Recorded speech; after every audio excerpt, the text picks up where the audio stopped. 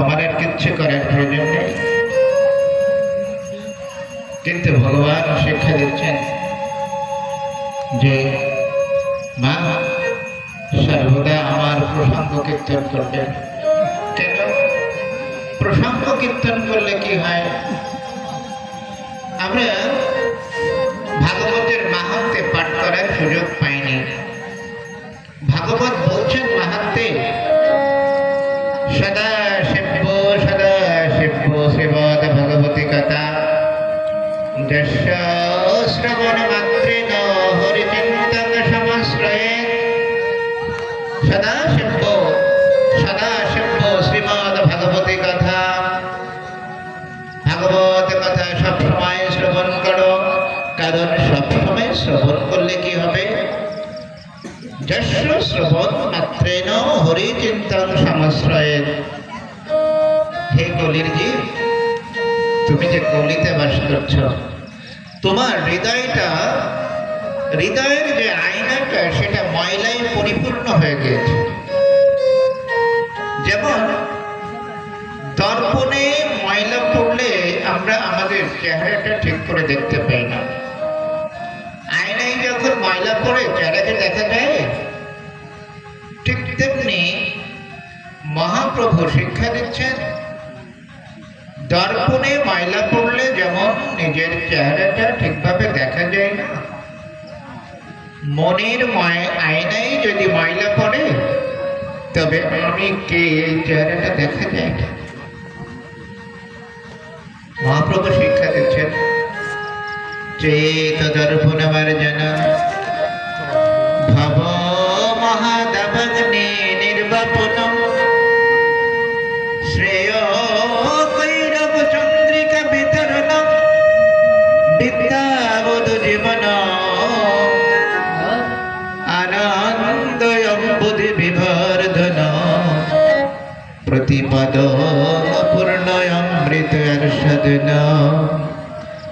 পরম বিজয়তে।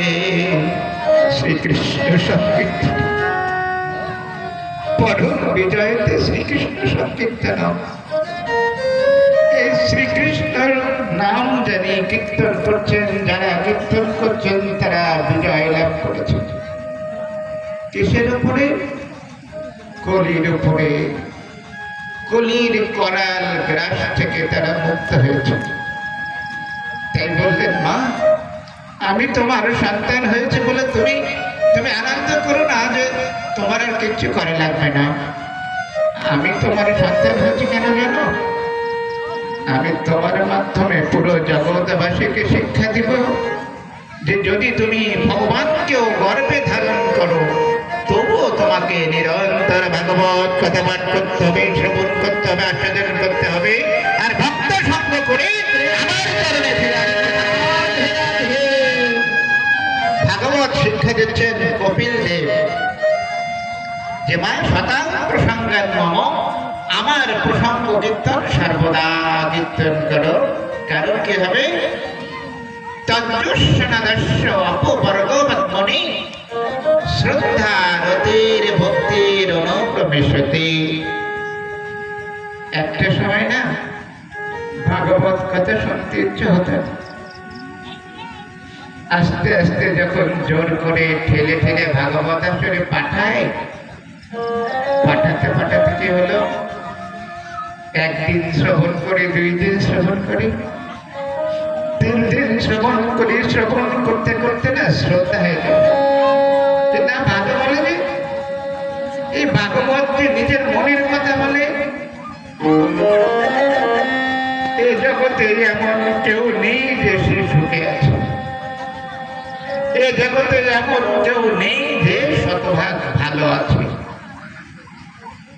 ভাগবত আসলে এসে যখন পড়ল তখন দেখা গেল আমার মনে যে চাপা কষ্টটা ছিল, ভাগবত সেই চাপা কষ্টের, সেই চাপা বেদনার সমাধান দিচ্ছে।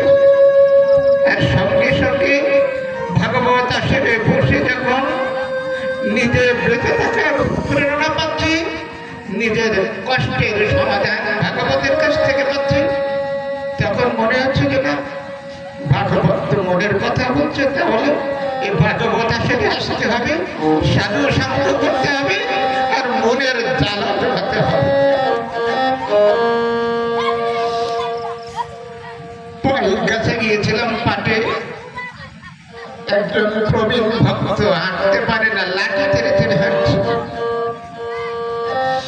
তো এসে প্রণাম করছে আর বলছে, বাবা আমাকে প্রণাম করছে। আমি বলছি, বাবা আমাকে প্রণাম করো না। বলছে, বাবা তোমাদের মতো সাধুদের যেখান থেকে প্রণাম করে শুরু করেছে, সেখান থেকে মনের জ্বালাটা জোড়াতে পেরেছে।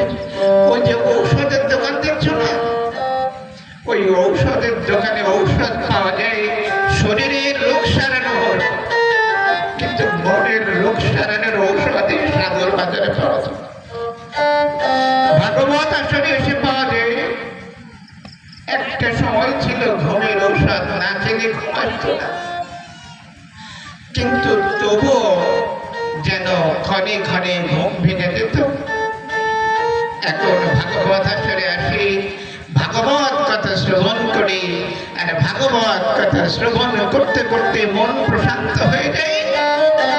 সেই প্রসঙ্গ কীর্তন করতে করতে যখন বালিশে মাথা রাখি, তখন অনায়াসে ঘুম আসে। ঘুমের তাই ভাগবত বললেন যে যদি ভাগবত আসরে আসে, তাহলে ক্রমে ক্রমে শ্রদ্ধা আসে, আর যার প্রতি শ্রদ্ধা আসে তার প্রতি একটু মায়া জন্মে, রতি মায়া জন্মে, আসক্তি জন্মে। আর আসক্তি যখন হয়, শ্রদ্ধা রতির ভক্তির অনুক্রমের সাথে যখন আসক্তি আসে, আসক্তি থেকে ভক্তির উদয় হয়। আর যখন ভক্তির উদয় হয়,